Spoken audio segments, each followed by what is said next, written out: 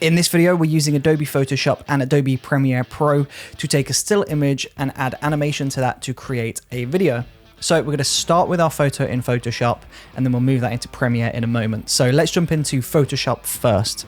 So here we go. Here is the image that I'm going to use. I am jumping in the shot here and I want to add some animation to this. So the first thing that we need to do is to separate this into two different layers. So what I'm going to do is I'm just going to go up to here on the top left. I'm just going to go into this option and I'm going to go to the object selection tool first and see if this can pick me out, which it's done a good job.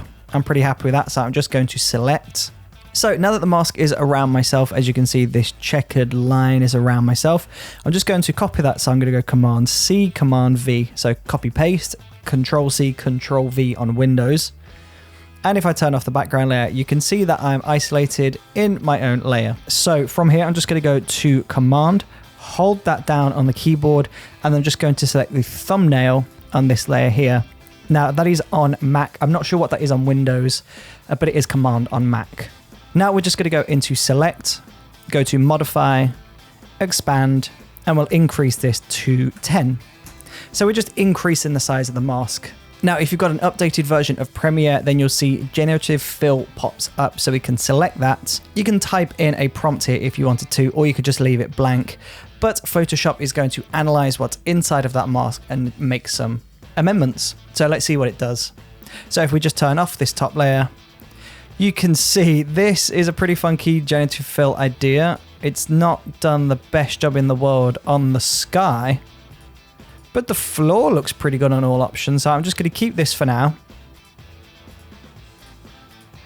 Yeah, I'm going to keep this for now and I'm just going to keep going. So I'm just going to draw a mask around all of this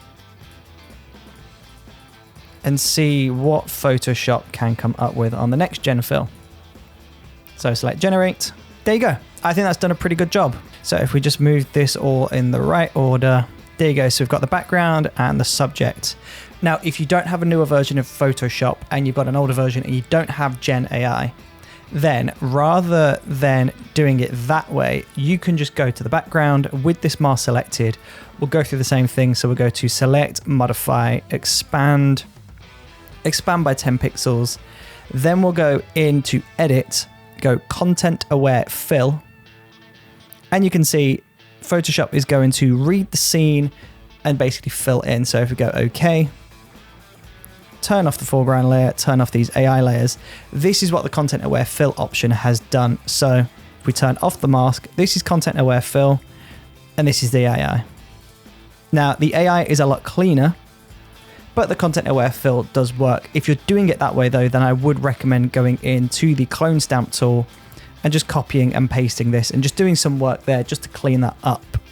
But I'm going to go with the AI option in this example. So I'm just going to highlight all of those background layers. So the original background plate, which is this one, then this AI, and then this AI as well.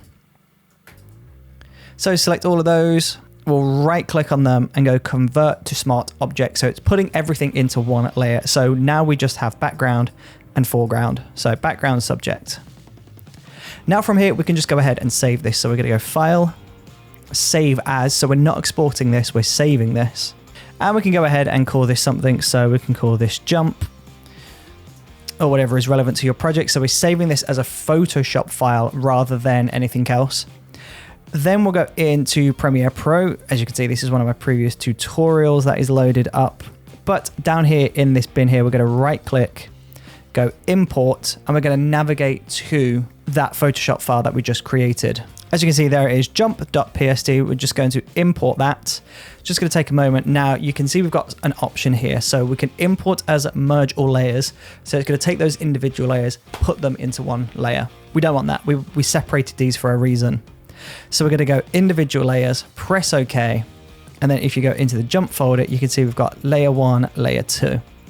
Now I'm going to select both of those. We're going to right click. We'll go new sequence from clip. So it's going to put that into a new sequence, which is the same size as the image.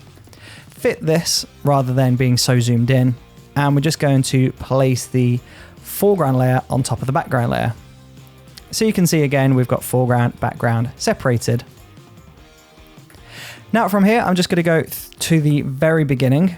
I'm going to create a brand new keyframe on scale and position on both the top and the bottom layers. Then I'm going to go towards the very end, -1 frame. And again, keyframe on scale position on both of those. So we've got a start point and an end point for this. Now I'm going to go to the beginning and I'm going to change this top layer, this foreground layer. I'm going to go onto that keyframe, make sure that I'm hovering exactly on top of it. Not here, it wants to be exactly on top. And I'm just going to increase the scale. You can adjust the position as well if you wanted to, but I'm just going to start off with the scale for now. Then I'm going to go through to the end, make sure I'm hovering over that keyframe.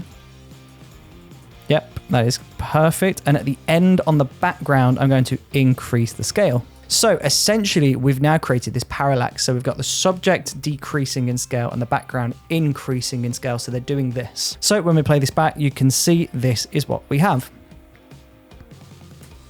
Of course, that is just a basic variation of what we can do. Alternatively, we could maybe add some basic 3D into this. So if we go into effects, go basic 3D, drop that onto both of those. So basic 3D on both. You can see we can actually tilt and swivel. So let's go for swivel first. So we're going to swivel that. Keep that on 0 to begin with on the background. Then we'll go through to that last keyframe, which is here. And we're going to increase the swivel. So I'm going to make that -20. And you can see it's creating this really cool effect. We can do the same thing on the foreground, so basic 3D. I'm actually going to increase the scale of this as well. Adjust the swivel, so let's go for 21. We'll go through to the very end at -1 frame, and we'll set that back to 0. And now when we play this back, you can see this is what's happening. You can also do some blurring effects if you wanted to as well. So we can go for, if we search for blur, you can find Gaussian blur. So we can maybe blur the foreground to begin with, and then it focuses onto the background.